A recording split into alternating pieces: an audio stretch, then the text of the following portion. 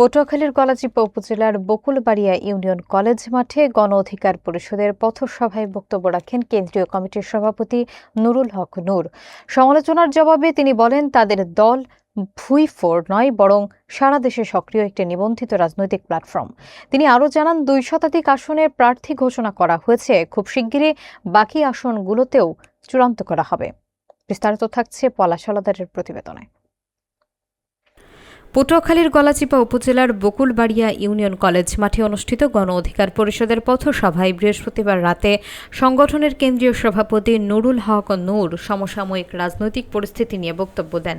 তিনি সমালোচনাকারীদের প্রসঙ্গ টেনে বলেন, রাজনৈতিক প্রতিপক্ষেরা বিভিন্ন সময়ে কটু ভাষায় মন্তব্য করলেও সেই প্রক্রিয়ায় একই ধরনের আচরণ না করে জনগণের ম্যান্ডেট ও দায়িত্বকে অগ্রাধিকার দেওয়া উচিত।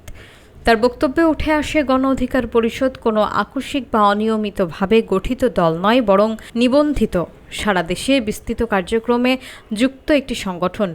নূর জানান, দলটি ইতোমধ্যে 2 শতাধিক আসনের প্রার্থী ঘোষণা করেছে এবং অল্প সময়ের মধ্যে আরও কয়েকটি আসনের প্রার্থী চূড়ান্ত করা হবে।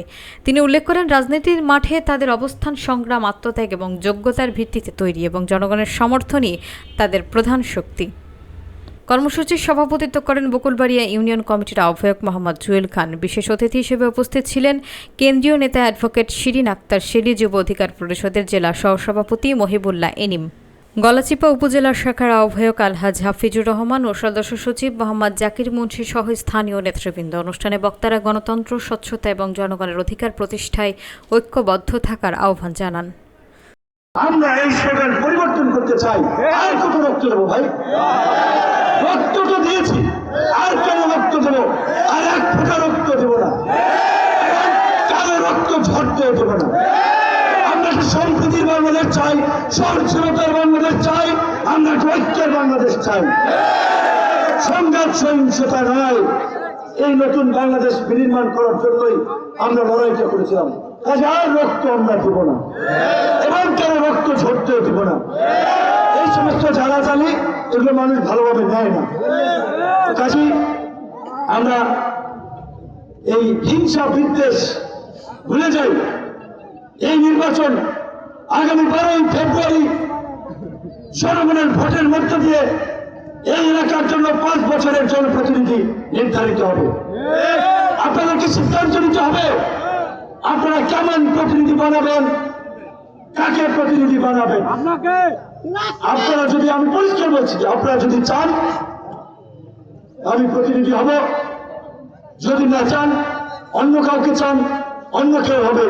যেহেতু আমরা তফসিল ঘোষণার পরে একটি নির্বাচনী নিয়ম নীতির মধ্যে আছি, আমাদের সকল নেতা কর্মী সহ সকলকে বলবো, সংযত এবং সহনশীল আচরণ করুন। আমরা তফসিল ঘোষণাকে স্বাগত জানাই। এই তফসিল ঘোষণার মধ্য দিয়ে আগামী নতুন বাংলাদেশ বিনির্মাণের ভিত্তিপ্রস্তর রচিত হয়েছে। আসুন আমরা সকলে মিলে কাঁধে কাঁধ মিলিয়ে রাজনৈতিক মত পথ ভুলে কিভাবে আমরা জনগণের কল্যাণ করতে পারি, এলাকার উন্নয়ন করতে পারি, সেই লক্ষ্যে কাজ করি। কিভাবে একটি উৎসব মুখর, অবাধ, সুষ্ঠু, নিরপেক্ষ নির্বাচনের পরিবেশ সৃষ্টি করতে পারি, কিভাবে একটি ভয়মুক্ত পরিবেশ, মানুষ যেন আতঙ্কে না থাকে যে নির্বাচনী কেন্দ্রে ঝামেলা হবে, মিছিল মিটিংয়ে ঝামেলা হয়। কারণ গত 3টা নির্বাচন এই রকমের নির্বাচন হয়েছে।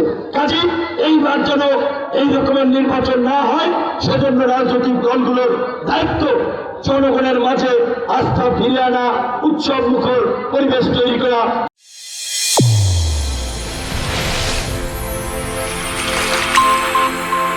চ্যানেল A1 হৃদয়ের স্পন্দন।